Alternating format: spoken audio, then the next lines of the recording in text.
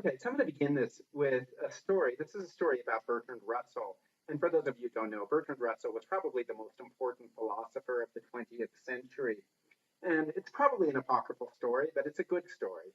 And the story is that he was giving a talk, and at the end of the talk, he opened it up for Q&A.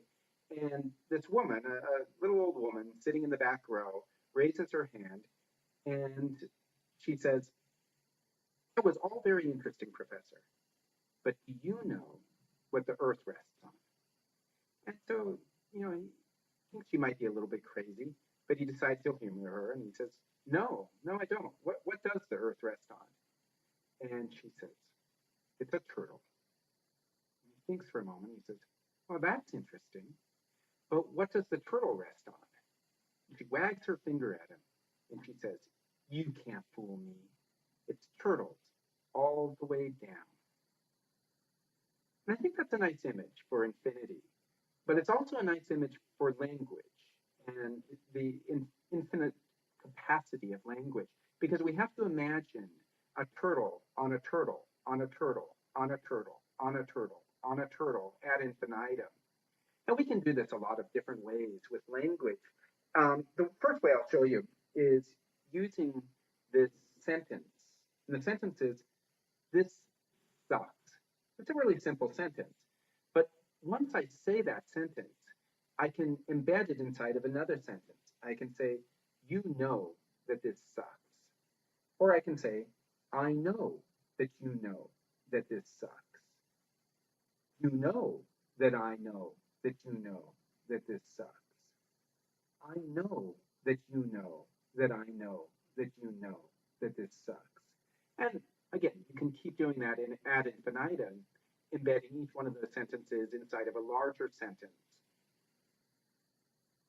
Another way we can do this, beginning again with the same sentence, "This sucks," but this one's a little more appropriate for this class. So now what we'll do is imagine that we want to emphasize it. Instead of saying just "this sucks," we're going to say "this fucking sucks." Or we can say "this fucking sucks."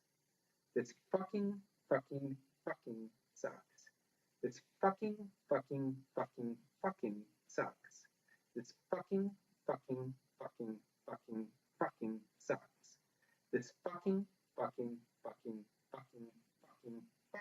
sucks. And intuitively, our minds realize that if we can put a six fuckings in that sentence, then we can put seven. And if we can put seven, then we can put eight. If we can put eight, we can put nine. If we can put nine, we can put 10. Again, ad infinitum. The only limit there is time and processing. Right? At some point, you're going to run out of steam. You're going to die. Or you're going to just completely lose your hearer. There comes a point when your hearer can't possibly comprehend the sentence. But the point is that our minds intuitively know that even if we can't process the sentence, it's a grammatical sentence, that the rules are there. And so there's no limit to the number of times that we can modify a sentence like that. There's no limit to the number of times that we can embed one sentence inside of a larger sentence and so on.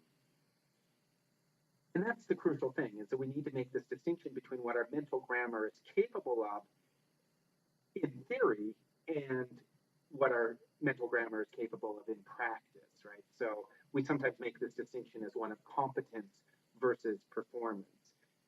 But the point is that infinity itself really isn't a big deal, that with these finite resources of vocabulary and grammar, we can create an unlimited number of sentences